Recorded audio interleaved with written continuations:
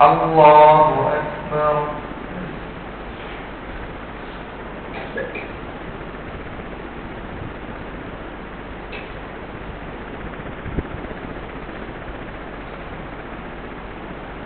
الله أكبر.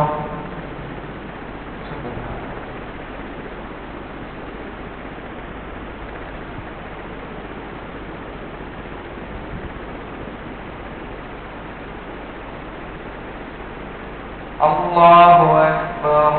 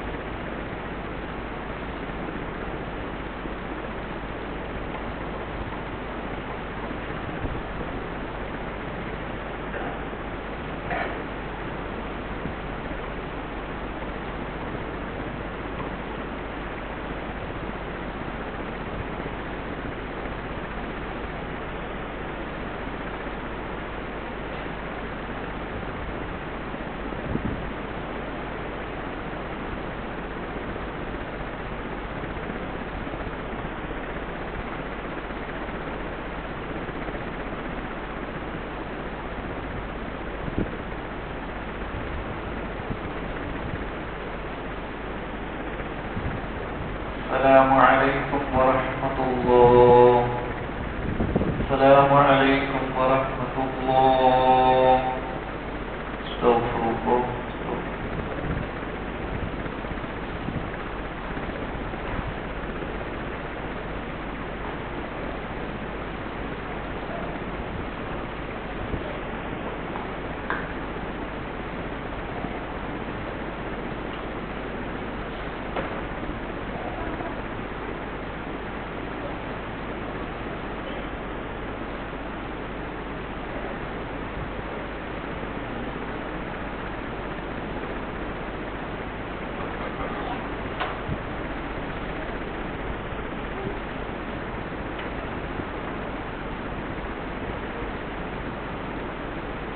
إن الحمد لله نحمده ونستعينه ونستغفره ونعوذ بالله من شرور أنفسنا ومن سيئات أعمالنا.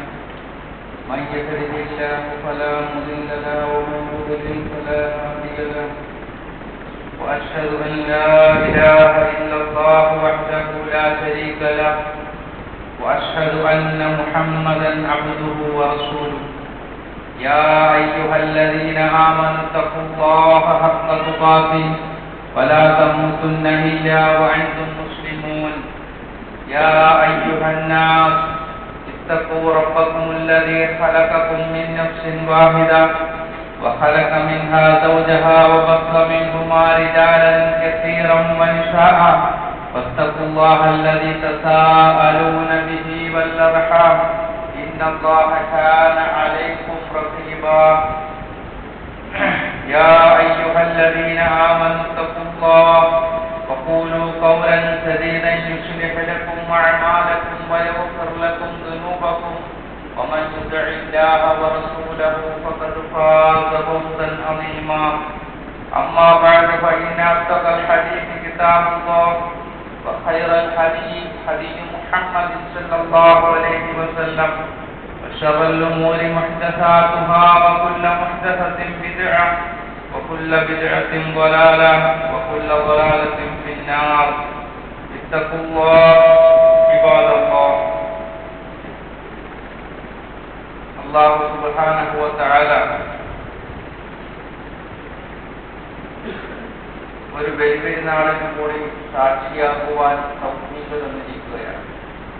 അല്ലാഹു അക്ബർ അല്ലാഹു അക്ബർ അല്ലാഹു അക്ബർ ലാ ഇലാഹ ഇല്ലല്ലാഹു അല്ലാഹു അക്ബർ അല്ലാഹു അക്ബർ വലില്ലാഹിൽ ഹംദ്. അല്ലാഹുവിനുള്ള സമ്പൂർണമായ സമർപ്പണത്തിന് വിശ്വാസികളെ ഒരിക്കൽ കൂടി ആഹ്വാനം ചെയ്യുന്ന ബലിപെരുന്നാൾ നമുക്ക് ഏറ്റവും വലിയ ഊർജം നൽകുന്ന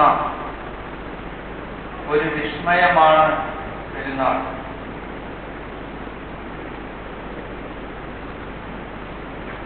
എന്താണ് ബലിപെരുന്നാളിന്റെ ചൈതന്യം? അല്ലാഹു സുബ്ഹാനഹു വ തആല അവനെ പറ്റി അവന്റെ ഖുർആനിൽ പരിചയപ്പെടുത്തുന്നുണ്ട്. ഹുവൽ അവ്വൽ വൽ ആഖിർ വൽ ളാഹിർ വൽ ബാത്തിൻ വഹുവ ബികുല്ലി ഷൈഇൻ അലീം. അതായത് ഈ ലോകത്ത് യാതൊരു വസ്തുക്കളും ഇല്ലാതിരുന്ന കാലഘട്ടത്തിൽ അല്ലാഹു ഉണ്ടായിരുന്നു. ഇനി ലോകത്തുനിന്ന് മുഴുവൻ വസ്തുക്കളും അസ്തമിച്ചു പോകുമ്പോഴും അല്ലാഹു നിലനിൽക്കുന്നവനാണ്. അതുപോലെ തന്നെ പ്രത്യക്ഷമായി നാം കാണുന്ന മുഴുവൻ വസ്തുക്കളെക്കാൾ പ്രത്യക്ഷമായവനാണ് അവൻ. അതുപോലെ ഗോപ്യമായ മുഴുവൻ വസ്തുക്കളെക്കാൾ ഗോപ്യമായിരിക്കുന്നവനാണവൻ, മറഞ്ഞിരിക്കുന്നവനാണവൻ. മനുഷ്യന്റെ ഇന്ദ്രിയ സത്തകൾ കൊണ്ട് തിരിച്ചറിയാൻ കഴിയാത്ത, അതിനെ പ്രാപിക്കാൻ സാധിക്കാത്ത രീതിയിൽ അവൻ ഗോപ്യമായിരിക്കുന്നവൻ. ഈ ആയത്ത് പഠിപ്പിച്ചുകൊണ്ട് റസൂലുള്ളാഹി സ്വല്ലല്ലാഹു അലൈഹി വസല്ലം സഹാബത്തിനെ ഒരു ദുആ പഠിപ്പിച്ചു. അന്തൽ അവ്വലു ലൈസ ഖബലക ശൈഉൻ വഅന്തൽ ആഖിറു ലൈസ ബഅദക ശൈഉൻ വഅന്തല്ലാഹു ലൈസ ഫൗകക ശൈഉൻ വഅന്തൽ ബാത്തിനു ലൈസ ദൂനക ശൈഉൻ. ഇതാണ് അല്ലാഹുവിന്റെ മഹത്വം. ഇതും അല്ലാഹുവിന്റെ ഏകത്വവുമാണ്, അല്ലാഹുവിന്റെ വലിപ്പം.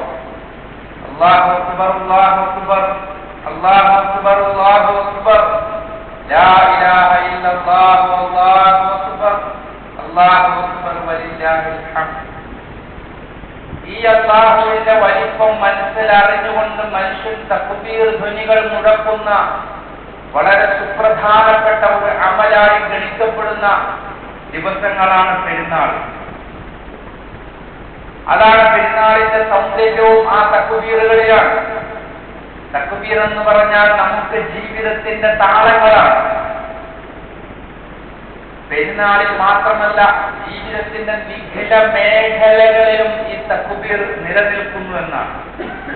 ഈ തക്ബീർ കൊണ്ടാണ് നാം ബാങ്കും ഇഖാമത്തും കൊടുക്കുന്നത്, ഇതുകൊണ്ടാണ് നമസ്കാരം തുടങ്ങുന്നത്, ഇതുകൊണ്ടാണ് പോരാട്ടങ്ങൾ നമ്മുടെ മുമ്പ് കഴിഞ്ഞു പോയിരിക്കുന്ന പോരാട്ടങ്ങൾ മുഴുവനും തുടക്കം കുറിച്ചിരിക്കുന്ന തക്ബീറുകളെ കൊണ്ടാണ്.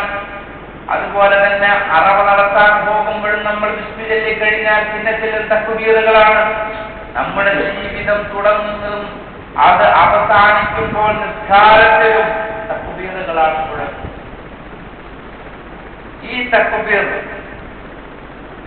പെരുന്നാൾ കഴിഞ്ഞതിന് ശേഷവും നമ്മൾ അയ്യാമു തശ്രീഖിന്റെ ദിവസങ്ങളിൽ ഈ തക്ബീർ മുഴക്കുന്നു.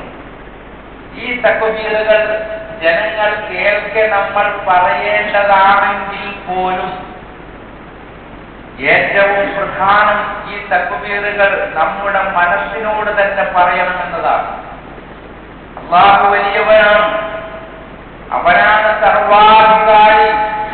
അവനറിയാതെ ഈ ഭൂമി ലോകത്ത് നിബിഡമായ വനങ്ങളിൽ നിന്നും പൊഴിഞ്ഞു പോകുന്ന ഒരു വൃക്ഷത്തിന്റെ ഇല പോലും അവന്റെ അറിവില്ലാതെ പൊഴിയുന്നില്ല എന്നുള്ള അറിവ്, അവന്റെ വലിപ്പം, ആ തക്ബീർ അല്ലാഹു അക്ബർ, ഇത് അവനവന്റെ മനസ്സുകളിലേക്ക് ആണിയെടുത്ത് കയറ്റുക എന്നുള്ളതാണ് ആദ്യം ചെയ്യേണ്ടത്. അപ്പോൾ നമുക്ക് ദുനിയാവും അതിലെ പരീക്ഷണങ്ങളും മുഴുവനും നിസ്സാരമായി തോന്നും. ദുനിയാവിലെ വേദനകളും പരീക്ഷണങ്ങളും മധുരമായ അനുഭവങ്ങളായി നമുക്ക് തോന്നും.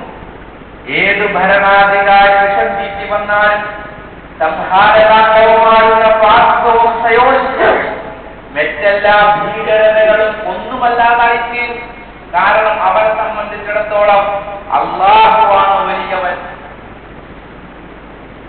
അതുകൊണ്ട് അവനവന്റെ മനസ്സുകളിലേക്കാണ് തക്ബീർ ഇറങ്ങേണ്ടത്.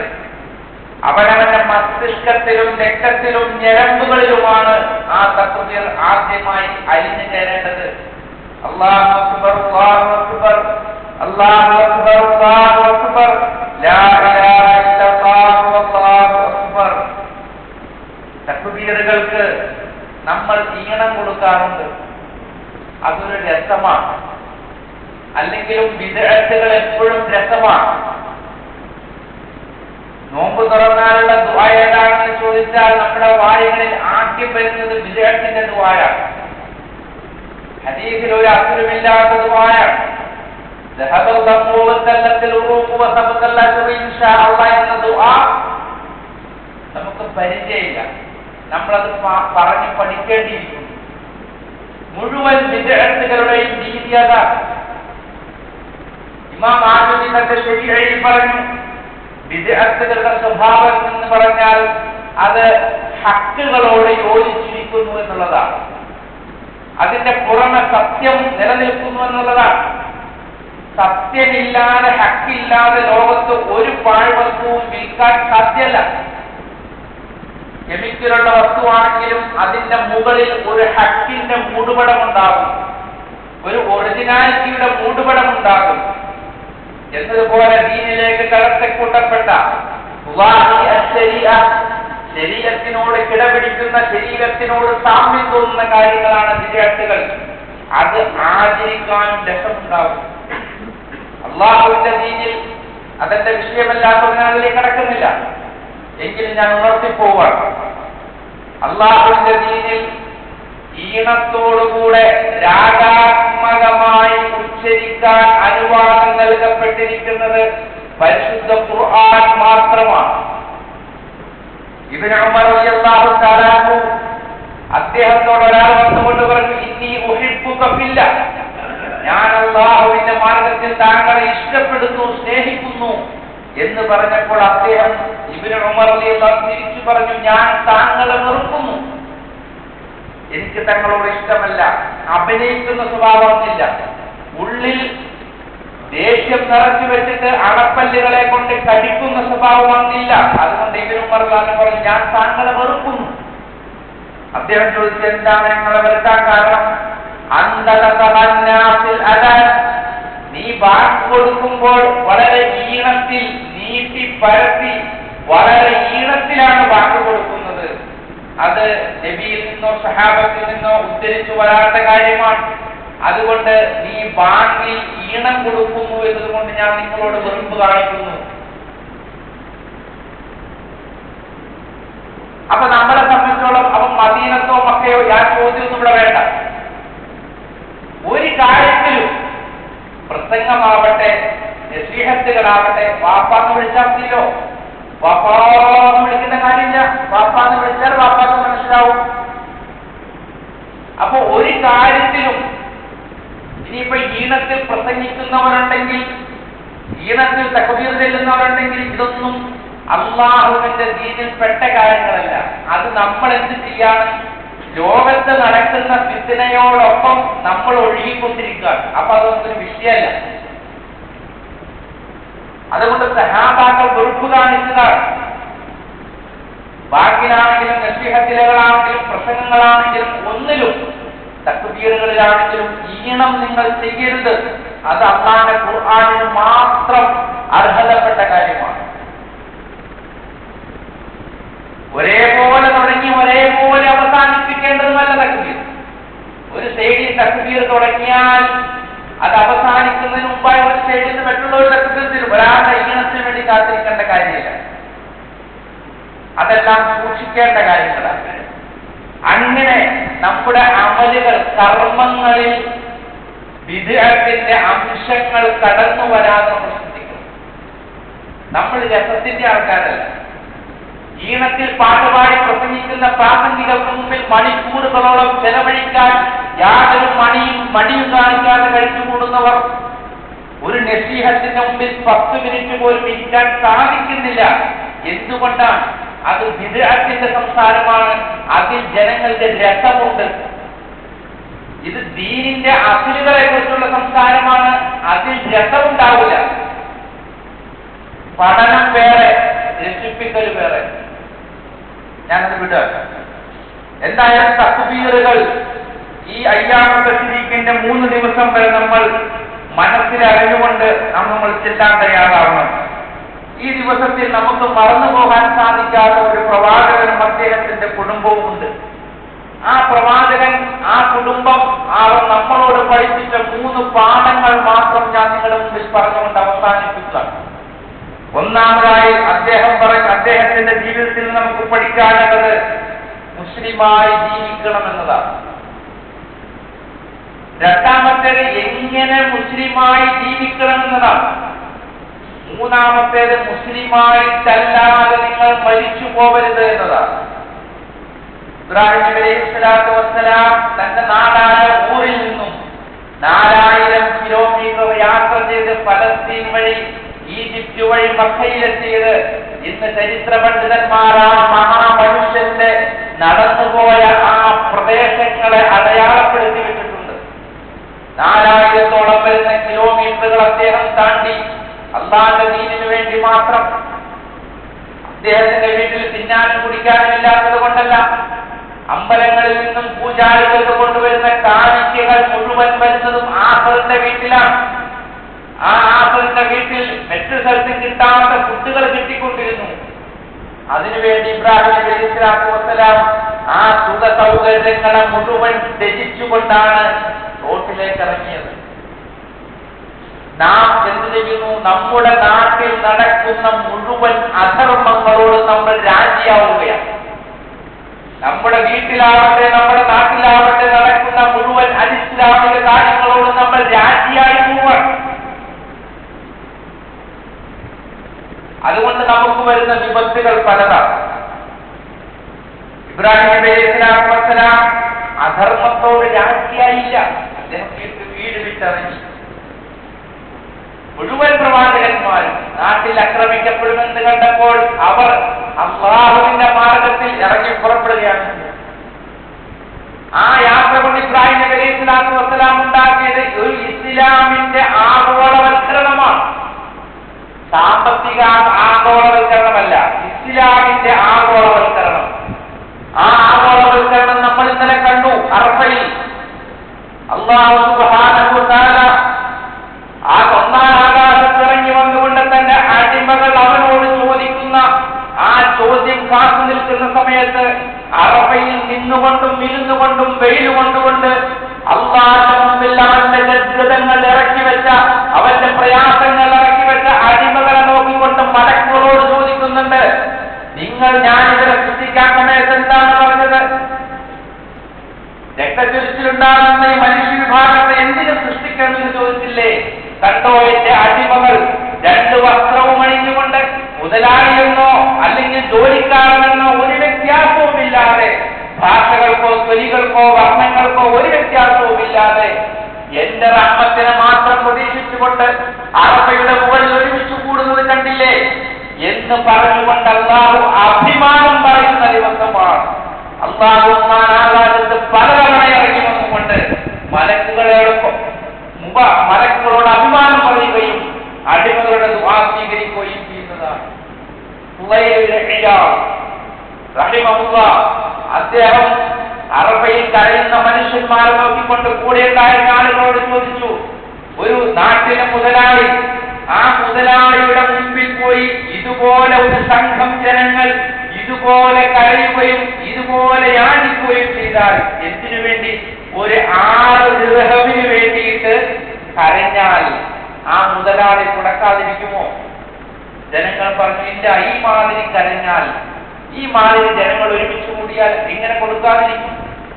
അല്ലാഹു സുബ്ഹാനഹു വ തആല അവന്റെ ഖദറോർത്തുകൊണ്ട് അവന്റെ ഖുദ്റത്തിനെ മനസ്സിലാക്കിക്കൊണ്ട് അദ്ദേഹം കരഞ്ഞുകൊണ്ട് തന്റെ ആളുകളോട് പറയാൻ, കൂടെ ഉണ്ടായിരുന്ന ആളുകളോട് പറയാൻ, ഈ ഒരുമിച്ച് കൂടിയ മുഴുവൻ ജനങ്ങളുടെയും സാമ്പത്തികവും ദുനിയവിയും മുഹറവിയുമായ മുഴുവൻ കാര്യങ്ങളും അല്ലാഹുവിന് നടത്തി കൊടുക്കുക എന്നുള്ളത് ഈ മുതലാളിക്ക് 6 ദിർഹം ജനങ്ങൾക്ക് സംഭാവന ചെയ്യുന്നതിനേക്കാൾ എളുപ്പമുള്ള കാര്യമാണ്, അതിനേക്കാൾ നിസ്സാരമാണ്. അല്ലാഹു സുബ്ഹാനഹു വ തആല അറഫാത്തിൽ ഒരുമിച്ച് കൂടിയ ജനങ്ങളുടെ മുഴുവൻ ആവശ്യങ്ങളും നടത്തിക്കൊടുക്കുക എന്നുള്ളത് അല്ലാഹ് അത്ര എളുപ്പമുള്ള കാര്യമാണ്.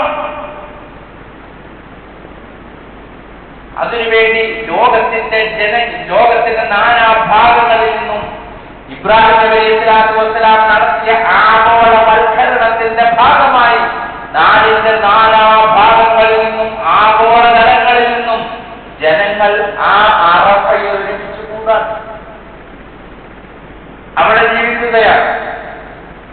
അതുകൊണ്ടാണ് ഇബ്രാഹിം നബി അലൈഹിസ്സലാത്തു വസ്സലാമിനോട് പറഞ്ഞത്, ഇബ്രാഹിം നബി അലൈഹിസ്സലാത്തു വസ്സലാമിന്റെ മില്ലത്തിനെ പറ്റി പറഞ്ഞത്, ആ മില്ലത്തിനെ പിൻപറ്റുന്ന നബിയെ ഇത്തബിഉ മില്ലത ഇബ്രാഹിമ, മുഴുവൻ ജനങ്ങളോട് പറഞ്ഞു നിങ്ങൾ ഇബ്രാഹിം നബിയുടെ മില്ലത്തിനെ പിൻപറ്റണമെന്ന് കൽപ്പന വന്നു. റസൂലുള്ളാഹി സ്വല്ലല്ലാഹു അലൈഹി വസല്ലം പ്രത്യേകമായി പറഞ്ഞു, സുമ്മ ഔഹൈനാ ഇലൈക അൻ ഇത്തബഅ മില്ലത ഇബ്രാഹിം, നബിയെ താങ്കൾ മില്ലത്ത് ഇബ്രാഹിം പിൻപറ്റണം. ജനങ്ങളോട് മൊത്തത്തിലും നബി സല്ലല്ലാഹു അലൈഹി വസല്ലം പ്രത്യേകവുമായിട്ട് പറഞ്ഞു ഈ മില്ലത്തിനെ പിൻപറ്റാൻ. ആ മില്ലത്തിനെ പിൻപറ്റാത്തവരെ സംബന്ധിച്ചിടത്തോളം അവന്റെ നഫ്സിനെ തന്നെ നശിപ്പിച്ചു കളഞ്ഞു എന്നതാണ്. അവന്റെ നഫ്സിനെ തന്നെ അവൻ നശിപ്പിച്ചു കളഞ്ഞു. ഇന്ന് ദീനില്ലാത്തൊരു ജീവിതം, അത് ദീനോടുകൂടിയുള്ള ഒരു ജീവിതം, അതൊക്കെ ഒരു ഔട്ട് ഓഫ് ഫാഷനായി പോയ അവസ്ഥയാണ്. അല്ലാഹു അക്ബർ, അല്ലാഹു അക്ബർ, അല്ലാഹു അക്ബർ, അല്ലാഹു അക്ബർ, ലാ ഇലാഹ ഇല്ലല്ലാഹു അല്ലാഹു അക്ബർ, അല്ലാഹു അക്ബർ വലില്ലാഹിൽ ഹംദ്. ദീനിനെ സംബന്ധിച്ചോളം ദീനനുസരിച്ചുള്ള ജീവിതം ഔട്ട് ഓഫ് ഫാഷനാണ്. നമ്മുടെ മക്കളെ കാര്യം എടുത്ത് നോക്കൂ. നമ്മുടെ മക്കൾക്ക് ഇന്ന് ഏറ്റവും വെറുപ്പുള്ള കാര്യം അവരെ ഉപദേശിക്കുക എന്നുള്ളതാണ്. ഉമർ ഖത്താബ് റളിയല്ലാഹു അൻഹു പറഞ്ഞു, ഉപദേശകൻ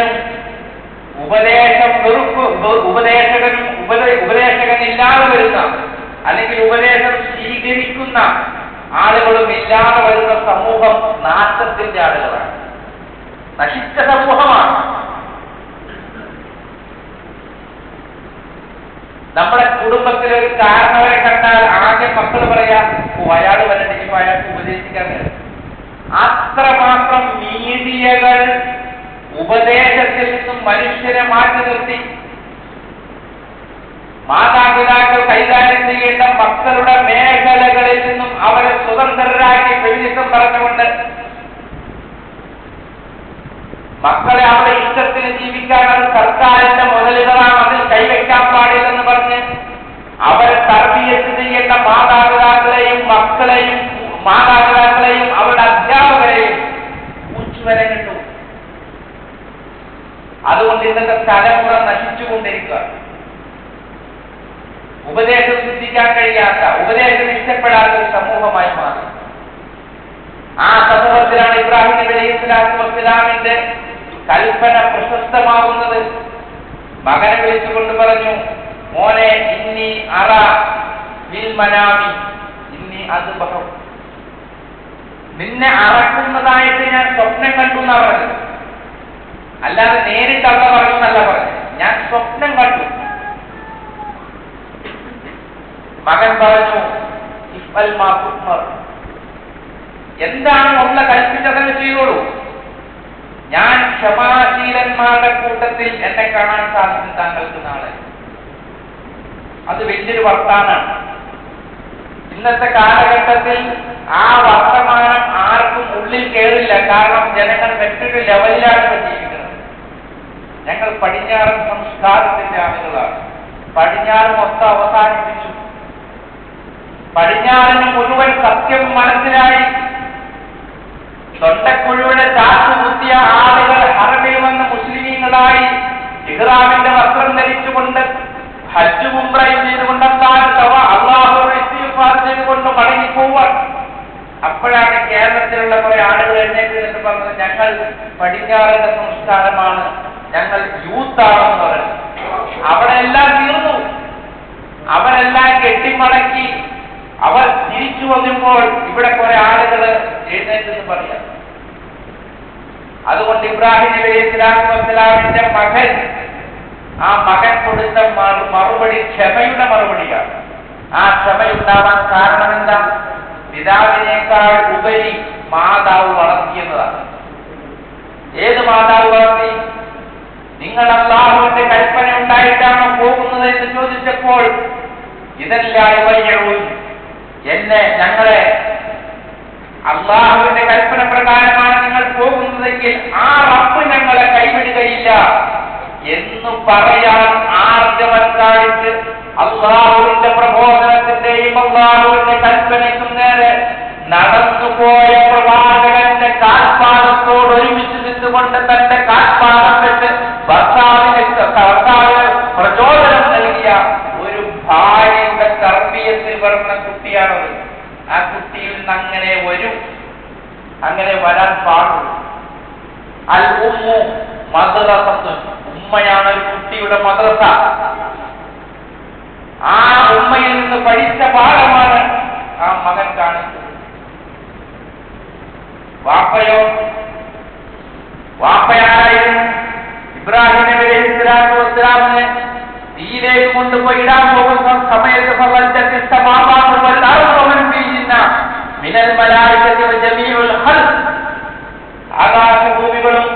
ആകാശഭൂമികളുടെ മുഴുവൻ വസ്തുക്കളും ആകാശവും ഭൂമിയും മലക്കുകളും മുഴുവൻ വിറങ്ങലിച്ചു നിൽക്കുന്നൊരു സമയമായിരുന്നത്. ഇല്ല സകലയും മനുഷ്യനും ജിന്നും ഒഴികെ. റബ്ബന, അവരെല്ലാവരും അല്ലാഹുവോട് പറഞ്ഞു, ഇബ്രാഹിം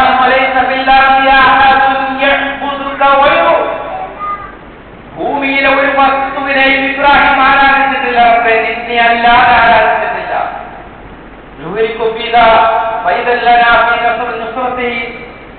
ഈ സമയം അദ്ദേഹത്തെ അതിന്റെ പേരിൽ കഴിക്കാൻ പോവാൻ ഞങ്ങൾ സഹായിക്കാൻ തയ്യാറാണ്. റബ്ബേ, നിന്റെ കൽപ്പന മാത്രം മതി. അല്ലാഹുവോട് ചോദിക്കാം. നീ വരെ കൽപ്പനയ്ക്ക് വേണ്ടി കാത്തിരിക്കാൻ, ആ തീ അണയ്ക്കാനുള്ള വെള്ളം ഭൂമിയിലേക്ക് വർഷിപ്പിക്കാൻ വേണ്ടി. അല്ലാഹു സുബ്ഹാനഹു വ തആല അവരോട് പറഞ്ഞു,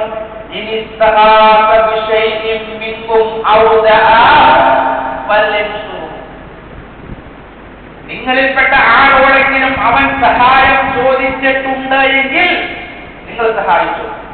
പക്ഷേ അങ്ങനെ സഹായം ചോദിക്കാൻ ഞാൻ അനുവാദം അവർക്ക് പ്രത്യേകം കൊടുത്തിട്ടുണ്ട്. തീർച്ചയായിട്ടല്ല, അവൻ അനുവാദം ഞാൻ കൊടുത്തിട്ടുണ്ട്. ആരെ വേണമെങ്കിലും ഉപയോഗപ്പെടുത്തിക്കൊള്ളാൻ.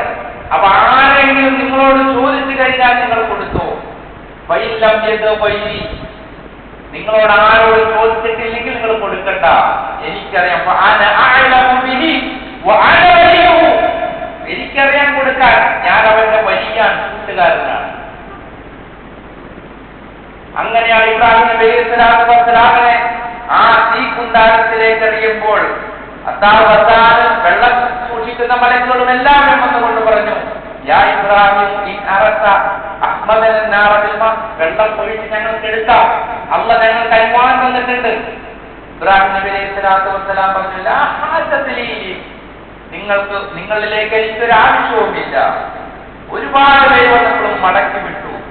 എന്നിട്ട് ആകാശത്തിലേക്ക് കൈയുയർത്തിക്കൊണ്ട് ഇബ്രാഹിം നബി അലൈഹിസ്സലാത്തു വസ്സലാം പറഞ്ഞു, അല്ലാഹുമ്മ അൻതൽ വാഹിദു ഫിസ്സമാ, നീ ആകാശത്ത് ഒറ്റയ്ക്കാണ്. നീ ആകാശത്തെ ഒറ്റ ശക്തിയായി നിലനിൽക്കുന്നവനാണ്. ഞാൻ ഈ ഭൂമിയിൽ ഒറ്റക്കാണ്. നീ ആകാശത്ത് ഒരുവനായിരിക്കുമ്പോൾ ആ ഒരുവനെ മാത്രം വിളിച്ചാരാധിക്കുന്ന ഈ കാലഘട്ടത്തിൽ ഞാൻ മാത്രമേ ഉള്ളൂ. ഒരാളും നിന്നെ ബുദ്ധങ്ങൾ ആരാധിക്കുമ്പോൾ ഞാൻ മാത്രമേ നിന്നെ ആരാധിക്കുന്നു. ആകാശ ലോകത്ത് നീ ഒരുത്തനാണ്. എന്നിട്ട് പറഞ്ഞു,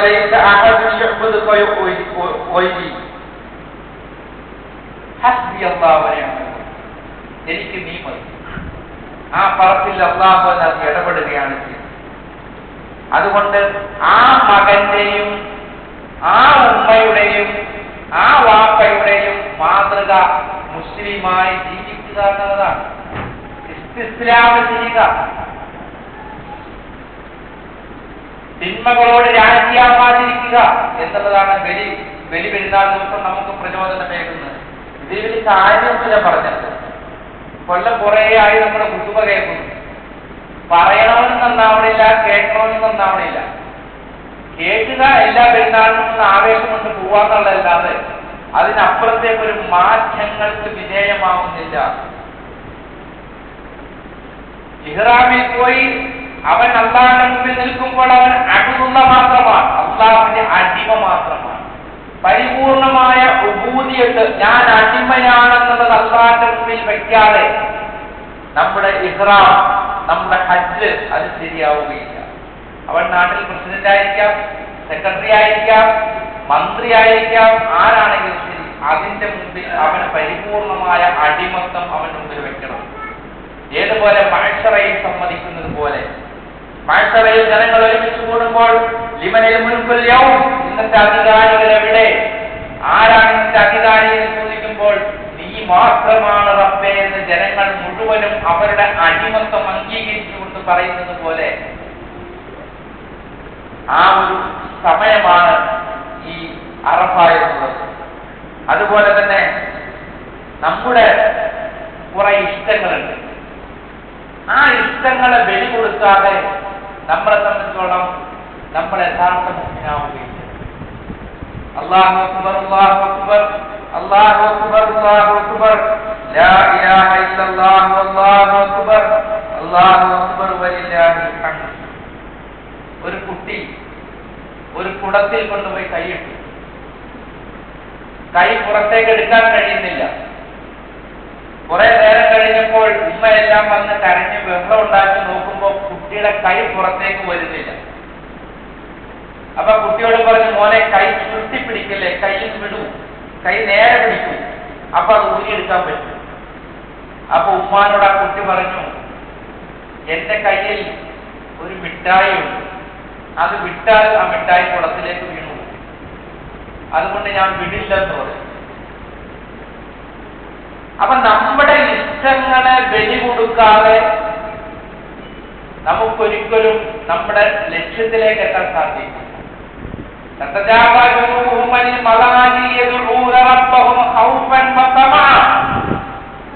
നിങ്ങൾ നിങ്ങളുടെ പാർശ്വങ്ങളെ, നിങ്ങളുടെ വിരിപ്പുകളിൽ നിന്നും അടർത്തിയെടുക്കുന്നവർ, അടർത്തിയെടുക്കേണ്ടി വരുന്ന എപ്പോഴാണ്? ഒട്ടിപ്പിടിച്ച് കിടക്കുന്ന സാധനത്തെയാണ് അടർത്തിയെടുക്കേണ്ടി വരിക. ആ സമയം ഉറക്കത്തിന് ഏറ്റവും കൂടുതൽ മൂല്യമുള്ള സമയമാണ്, ഏറ്റവും രസമുള്ള സമയമാണ്. ആ സമയത്ത് നിങ്ങളുടെ വിരിപ്പുകളിൽ നിന്നും നിങ്ങൾ ബലം പിടിച്ച് നിങ്ങളുടെ സുഖങ്ങളെ നിങ്ങൾ ബലി കൊടുത്തുകൊണ്ട് നിങ്ങൾ മുകളിലേക്ക് ഉയർന്നു വരാൻ, എണീച്ചു വരാൻ തയ്യാറാകുമ്പോൾ മാത്രമാണ് നിങ്ങൾക്കതിന് ഫലം കിട്ടുന്നത്. ഇഷ്ടപ്പെട്ടത് കുറെ ത്യജിക്കേണ്ടി വരും. അതിനെയാണ് ത്യാഗം എന്ന് പറയുന്നത്. ത്യാഗത്തിൽ എന്തെങ്കിലും നഷ്ടപ്പെടും, അല്ലാതെ ഉള്ളത് ത്യാഗമല്ല. അതുകൊണ്ട് ഇബ്രാഹിം നബി അലൈഹിസ്സലാത്തു വസ്സലാം പറഞ്ഞ ഒന്നാമത്തെ നസീഹത്ത് അതാണ്. രണ്ടാമത്തേത് എങ്ങനെ മുസ്ലിമായി ജീവിക്കണം എന്നുള്ളതാണ്. എങ്ങനെയാണ് മുസ്ലിമായി ജീവിക്കുക? മുസ്ലിമായി ജീവിക്കാൻ ഞാൻ കഴിഞ്ഞ ആഴ്ച ഖുതുബയിൽ പറഞ്ഞതുപോലെ ശിർക്കില്ലാത്ത വിശ്വാസവും വിദ്അത്തുകളില്ലാത്ത കർമ്മങ്ങളും കൊണ്ടേ കാര്യം. കുറെ കർമ്മങ്ങൾ ചെയ്യാന്നുള്ളതല്ല, അയ്യുക്കും അഹ്സനു അമല, കുറെ കർമ്മങ്ങൾ ചെയ്യാന്നുള്ളതല്ല, അഹ്സനായ നിലയിൽ കർമ്മങ്ങൾ ചെയ്യുന്നവരാരാണ്? നല്ല നില, അഹ്സനായ നിലയിൽ എന്ന് പറഞ്ഞാൽ ഇഖ്ലാസോടുകൂടെയും മുതാബഅത്തു റസൂലോടുകൂടെയും അള്ളാഹുവിന് വേണ്ടി മാത്രം റസൂലുള്ളാഹി സ്വല്ലല്ലാഹു അലൈഹി വസല്ലം കാണിച്ചു തന്ന രീതിയിൽ ചെയ്യാന്നുള്ളതാണ്. അപ്പോഴാണ് അത് അമല് സാലിഹായ അമല ആയിത്തീരുക. അപ്പോഴാണ് നമ്മൾ ക്ഷമാശീലന്മാരായിത്തീരുക. ക്ഷമയാണ് മുസ്ലിമിന്റെ ഏറ്റവും വലിയ വിജയം. അള്ളാഹു സ്വർഗ്ഗത്തിലേക്ക് കയറ്റുമ്പോഴും അവനോട് പറയുന്നത്, നിങ്ങളുടെ വിരിപ്പുകളിൽ നിങ്ങളുടെ സുഖങ്ങളെല്ലാം ഉപേക്ഷിച്ചുകൊണ്ട് ത്യാഗം ചെയ്ത് നിങ്ങൾ എന്നെ ആരാധിച്ചതിന്റെ പേരിൽ, നിങ്ങൾ ആ ക്ഷമ നടത്തിയതിന്റെ പേരിൽ, സുഹൃത്തും നിങ്ങൾ ക്ഷമിച്ചതിന്റെ പേരിൽ നിങ്ങൾ എന്ത് ചെയ്യും? സ്വർഗത്തിലേക്ക് പ്രവേശിക്കുന്നു എന്ന് പറയും. ആ ക്ഷമ നമുക്കില്ല. അത് ഏറ്റവും കൂടുതൽ കാണെങ്കിൽ കല്യാണം വേണ്ടി തന്നാൽ മതി. നിക്കാഹ് കഴിഞ്ഞാൽ തള്ളി മറിച്ച് കുട്ടികളെന്നോ വൃദ്ധരെന്നോ ഒന്നും നോട്ടമില്ലാതെ കുത്തി, ഈ നാട്ടിലെ അവസ്ഥ എനിക്കറിയില്ല, എന്റെ നാട്ടിലെ അവസ്ഥ കുത്തി മറിച്ച് ആ ഡൈനിങ് ഹാള് മുഴുവൻ ബഹളവും ഒറ്റപ്പാട് വെച്ചു. ഇവരുടെ വീട്ടിൽ ഒരു പ്ലേറ്റ് ബിരിയാണി വെച്ച് തിന്നാൻ കഴിവില്ലാത്തവരല്ല. എങ്കിലും ഇങ്ങനെ പോകുമ്പോൾ ഒരു ഹരമാണ്, ഒരു ക്ഷമയില്ലായി. ആ നിസാര കാര്യങ്ങൾക്ക് പോലും ക്ഷമിക്കാൻ നമുക്ക് കഴിയുന്നില്ല. സബർ, ക്ഷമ മുഖ്യമായിട്ടും 3 കാര്യങ്ങളിലാണ്. ഒന്ന്, അള്ളാഹുവിനെ ആരാധന നടത്തുന്നതിൽ ക്ഷമിക്കുക. അതിന് നല്ല ക്ഷമ വേണം, ക്ഷമയില്ലാതെ നടക്കില്ല. രണ്ടാമത്തെ, അള്ളാഹു നിഷിദ്ധമായ കാര്യങ്ങളിൽ നിന്ന് ഒഴിഞ്ഞു നിൽക്കാനുള്ള ക്ഷമ. അതിലേക്ക് മനുഷ്യൻ പ്രയത്നിച്ചുകൊണ്ടിരിക്കും. ഒരിക്കലും മനുഷ്യന്റെ മനസ്സ് അവനെ മോശത്തരത്തിലേക്കല്ലാതെ പ്രേരിപ്പിക്കില്ല. നമ്മുടെ മനസ്സ് 24 hours ജോലിയിലാണ്. നമ്മുടെ മനസ്സ് വർക്ക് ചെയ്യാതിരിക്കുന്ന ഒരേ ഒരു സമയം അത് ഉറങ്ങുമ്പോൾ മാത്രമാണ്. അല്ലാത്ത സമയം മുഴുവനും അതിനെ പ്രേരിപ്പിച്ചുകൊണ്ടിരിക്കും. മനസ്സിനെ എന്തെങ്കിലും പറഞ്ഞുകൊണ്ടിരിക്കും. കൂടുതലും അത് പറയുന്നത് റസൂലുള്ളാഹി സ്വല്ലല്ലാഹു അലൈഹി വസല്ലം പറഞ്ഞ മോശത്തരത്തിലേക്കാണ്. അത് ഭയങ്കര രസമാണ്, അത് ഭയങ്കര സമാധാനം, ഭയങ്കര രസവും സമയം പോക്കുകയാണ്. ഒരു പേര് ഖുർആൻ ഓതാൻ എടുത്തു വച്ചാൽ പിന്നെ ഉറക്കമായി, ക്ഷീണമായി, തളർച്ചയായി, തലവേദനയായി, ഒരു ജുസു പോലും എത്തിക്കാൻ സാധിക്കാത്തത്. അതുകൊണ്ട് ആ നഫ്സിനെ പിടിച്ചു നിർത്തുന്നതിലാണ് മറ്റൊരു ക്ഷമ. തിന്മയിലേക്ക് പോകാതെ പിടിച്ചു നിർത്തുന്നതിലാണ്. അതുപോലെ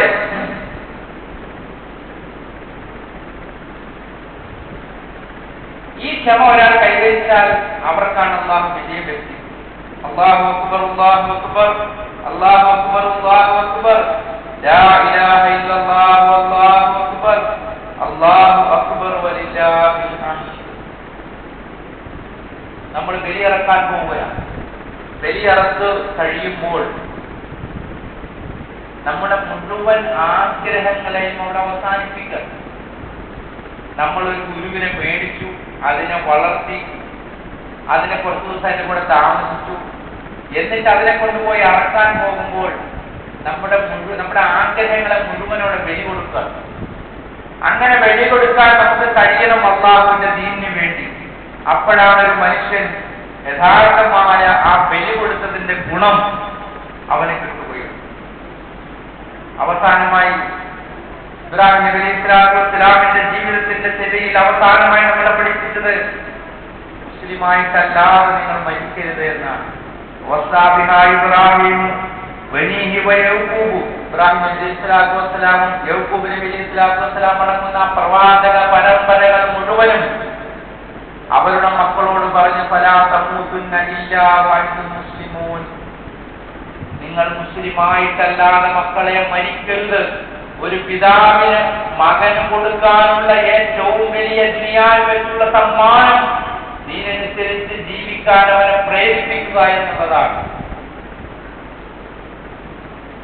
അത് കഴിഞ്ഞാൽ എല്ലാം കഴിഞ്ഞു. ഒരു പിതാവിന് മക്കൾക്ക് പിതാവിന്റെ മക്കളോടുള്ള കടമ ഏതാണ്? ദീനനുസരിച്ച് അവരെ ജീവിപ്പിക്കാൻ പഠിക്കാന്നുള്ളതാണ്. നിങ്ങൾ ശ്രദ്ധിച്ചിട്ടുണ്ടോ? പരിശുദ്ധ ഖുർആൻ വായിക്കുമ്പോൾ ദുനിയാവിൽ മക്കൾ ഫിത്നയാണ് എന്ന് പല സ്ഥലത്തും പറയും. മരിച്ചു കഴിഞ്ഞിട്ട് പിന്നെ മക്കളും വാപ്പായും തമ്മിലുള്ള ബന്ധം എവിടെ പറഞ്ഞത്? ദുനിയാവിൽ ഫിത്നയാണെന്ന് പറയും. അതുപോലെ നാളെ മഹ്ശറയിൽ ചെല്ലുമ്പോഴും നിങ്ങൾക്ക് ഫിത്നയാണ്. പിന്നെ എവിടെയാണ് നിങ്ങളുടെ ഭാര്യയും നിങ്ങളുടെ മക്കളും? പിന്നെ വന്നത് എവിടെയാണ്? പിന്നെ വന്ന തീ എന്ന് പറയുന്നത് സ്വർഗത്തിലാണ്, സൽക്കർമ്മം ചെയ്തിട്ടുണ്ട് എങ്കിൽ.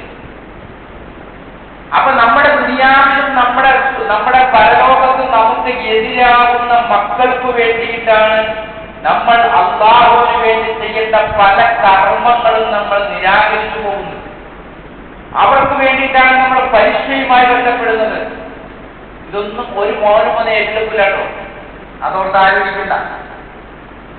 നിങ്ങൾ പറയൂ, ഖുർആനിലെ പല ഫിത്ന എന്ന് പറഞ്ഞില്ലേ? അതുകൊണ്ട് സൂക്ഷിച്ചു വേണം അവരോട് ഇടപെടാൻ. അതുപോലെ തന്നെ പിന്നെ മരണം കഴിഞ്ഞിട്ട് വരുന്നതോടൊക്കെ എന്താ പറഞ്ഞേ?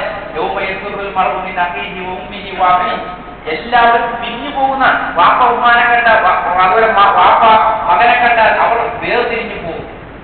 നിൽക്കാൻ തയ്യാറാവില്ല. പിന്നെ കാണുന്ന എവിടെയാണ്? ഇവര് തൽക്കർമ്മങ്ങൾ ചെയ്തിട്ട് മുമ്പ് അസ്വാദ് നിലായെന്നല്ല സ്വർഗത്തിൽ അവർ ഒരുമിച്ചിരുന്നവർ. അതുകൊണ്ട് ഈ മനുഷ്യന്റെ കുടുംബം നമ്മളെ ഓരോരുത്തരെയും അല്ലാഹു ഹാജരാക്കും. ഇന്ന കുടുംബത്തിലെ എല്ലാവരും വരും എന്ന് പറഞ്ഞിട്ടല്ല, ഓരോരുത്തരെയാണ് നാളെ ഹാജരാക്കാൻ പോവുക. അല്ലാഹു സുബ്ഹാനഹു വ തആല നമുക്ക് മനസ്സിലാക്കാൻ തൗഫീഖ് ചെയ്യുമാറാകട്ടെ. ഈ പെരുന്നാൾ അതിനുള്ള പ്രചോദനം നൽകുന്ന ഒരു പെരുന്നാളായി മാറുമാറാകട്ടെ.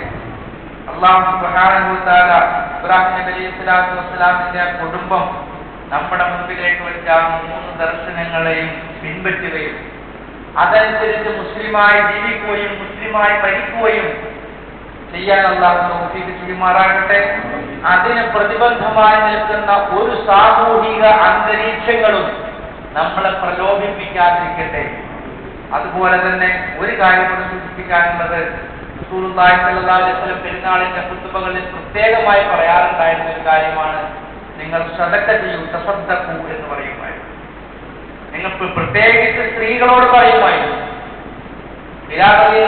ഒരു വിരിപ്പ് കൊണ്ടുപോയി പള്ളിയുടെ പുറത്ത് വിരിക്കുമായിരുന്നു.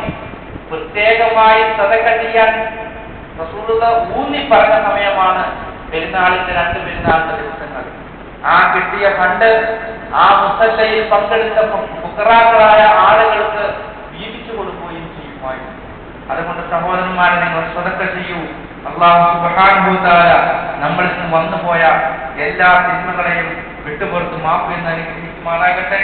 ബാറകല്ലാഹു ലനാ വ ലക്കും ബിൽ ഖുർആനിൽ കരീം വനഫഅനാ വഇയ്യാകും ബിമാ ഫീഹി മിൻ ആയാതിഹി വദിക്രിൽ ഹകീം വസല്ലല്ലാഹു വസല്ലം വബാറക അലാ നബിയിനാ മുഹമ്മദിൻ വആലിഹി വസഹ്ബിഹി അജ്മഈൻ. നമ്മളിന്ന് കഷ്ടപ്പാട് അനുഭവിക്കുന്ന, ബുദ്ധിമുട്ട് അനുഭവിക്കുന്ന എല്ലാവരുടെയും പ്രയാസങ്ങൾ അല്ലാഹു മാറ്റി കൊടുക്കുമാറാകട്ടെ.